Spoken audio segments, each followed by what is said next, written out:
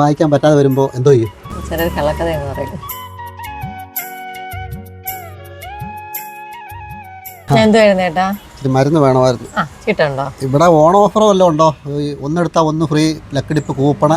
അയ്യോ, മെഡിക്കൽ സ്റ്റോറിനും ആശുപത്രിയിലും എന്തോ അങ്ങനെ ഓണം ഓഫർ കൊടുക്കാനും. നമുക്കിവിടെ മരുന്നുകൾക്കൊക്കെ MRP 15 തൊട്ട് 65% വരെ ഡിസ്കൗണ്ട് ഉണ്ട്. നമ്മളങ്ങനെ കൊടുക്കുന്നേ. ചേട്ടൻ എന്തായിരുന്നു വേണ്ടേ? മൂന്നാമത്തെ മരുന്ന്. പേരെന്തുവാ? രേഷ്മ. ഇങ്ങനൊരു പേര് ആദ്യമായിട്ട് കേൾക്കുവാന്നല്ലോ. ഇത് പൊതുവെയുള്ള പേരല്ലയോ? ഓ, പേരായിട്ട് നോക്കുന്നോ? നമ്മളങ്ങ് ഉപയോഗിക്കാന്നല്ലേ ഉള്ളൂ. എന്ത് വയറ്റിളക്കത്തിനുള്ളതല്ലയോ? എന്തുവാ രേഷ്മ എന്ന് പറഞ്ഞ ഗുളിക? അയ്യോ, മരുന്നിന്റെ പേരായിരുന്നോ ചോദിച്ചേ? ഞാൻ എന്റെ പേരാ പറഞ്ഞേ. പണ്ടൊക്കെ ഡോക്ടർമാർ ചീട്ടിൽ എഴുതുന്നത് ഫാർമസിക്കാർക്കല്ലാതെ ആർക്കും വായിക്കാൻ പറ്റത്തില്ല. പക്ഷെ ഇപ്പോഴുള്ള പുതിയ ഡോക്ടർമാർ എഴുതുന്നത് ചിലർക്ക് നമുക്ക് വായിക്കാൻ പറ്റും. ഇപ്പോഴും ചില ഡോക്ടർമാരെഴുതുന്ന നമുക്ക് പോലും വായിക്കാൻ പറ്റത്തില്ല. അങ്ങനെ നിങ്ങൾക്ക് വായിക്കാൻ പറ്റാതെ വരുമ്പോൾ എന്തോ ചെയ്യും? നേരെ നമ്മളാ മരുന്ന് തീർന്നു പോയെന്നൊരു പുലിതാരം എന്ന് പറയും. പുലിതാരോ എന്ന് വെച്ചാ? ചെറിയൊരു കള്ളക്കഥ എന്ന് പറയും.